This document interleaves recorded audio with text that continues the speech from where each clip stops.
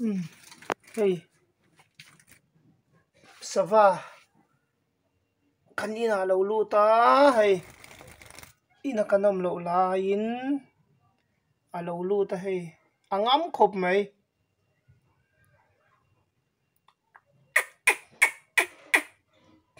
pit ani hi pit tian kanin chunga lo lu ta hey tukvera cholo tum ma se da thalang ania chuatum thina lo chuak thei si lo engtik lai nge lo lu khoi tang nge lo lu kan tre lo wa ina savalu thi upaten a than tiklat maya chuwang himdam takin na chuale thei kan be se ya kan tin na lowanga hei ama khop mai khong ai thla khop mai chualo tum char char to niom takan hei ina ka ho soka e da thalanga hian a fim sia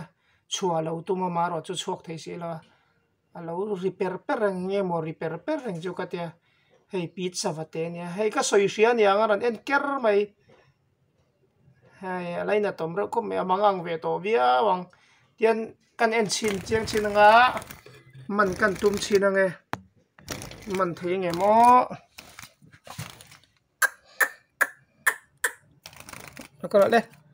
kro le hei fel khop mai u kro le kro heta man thei ek te polo om to ni hi man har khop mai a hei pit an ting chi khani sa me pit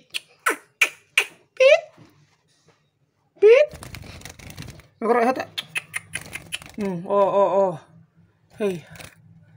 a fel khop mai kro le ka kuta futa man lei thei lo kro le heta ka chuang che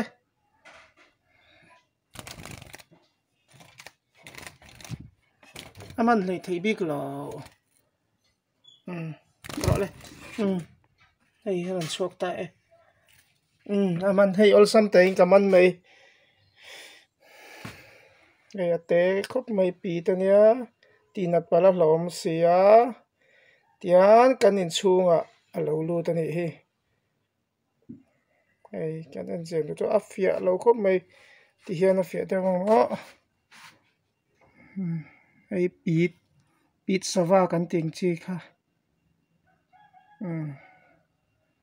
ani hi pit sava ti hian a khoi thla khop mai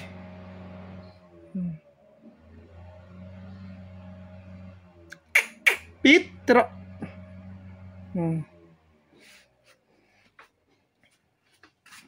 ei lai da thlang a hian lo chhuah tuma a chuak thei si lova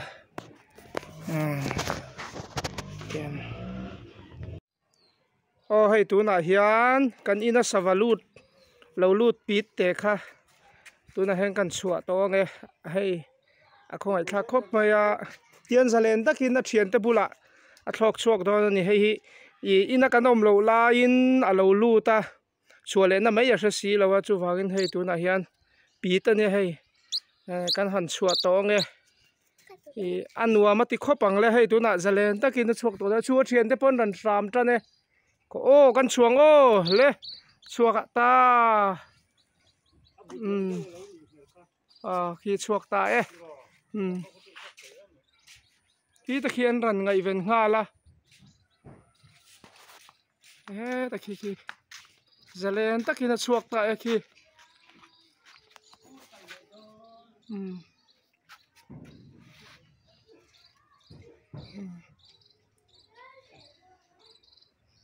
hian a thian te bula zalen takin a chuak ta ni